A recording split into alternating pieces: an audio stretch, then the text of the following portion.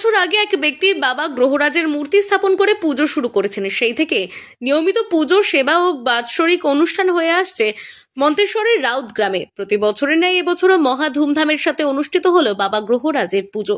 এই পুজোকে কেন্দ্র করে কয়েক হাজার ভক্তরা ভিড় জমান। চলে কয়েক হাজার ভক্ত বাবা গ্রহরাজের অন্নভোগ করেন। দুস্থদের শীতবস্ত্র বিতরণ করা হয়। বাবা গ্রহরাজের পূজারী জানান, প্রতি বছর এই বাবা গ্রহরাজ নিত্য পুজো হয়। বাৎসরিক পুজো অনুষ্ঠানটি পৌষ মাসের তৃতীয় শনিবারে। রবিবার অনুষ্ঠান ও অন্নভোগের ব্যবস্থার মধ্য দিয়ে অনুষ্ঠানের সমাপ্তি হবে বলে জানান।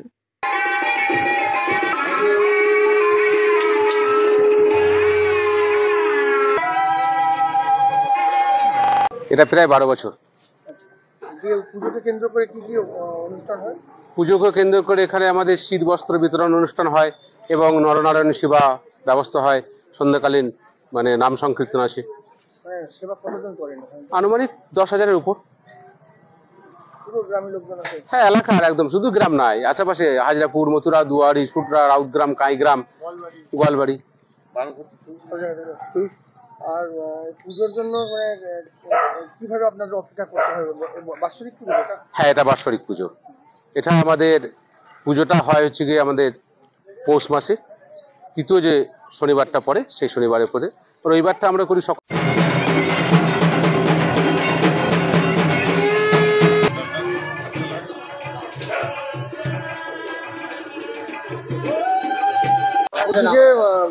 পুজোটা কিভাবে এখানে সৃষ্টি হয়? পুজোটা ওই প্রতি শনিবারে এমনি বড় মাসে হয়, প্রত্যেক শনিবারে পুজো। বাৎসরিক পুজো যেটা হয় সেটা পৌষ মাসের এই তৃতীয় শনিবারে হয়। পুজোটা কিভাবে হলো? এখানে মন্দির প্রথমে বছর 15 আগে একজনের প্রচেষ্টায় এই গ্রহরাজের যে মূর্তি এনে তাকে পুজো প্রচলন করা হয়েছিল। তারপর থেকে প্রতি বছর এরকম ভাবে বাৎসরিক পূজার অনুষ্ঠান এবং নারায়ণ সেবার আয়োজন করা হয়।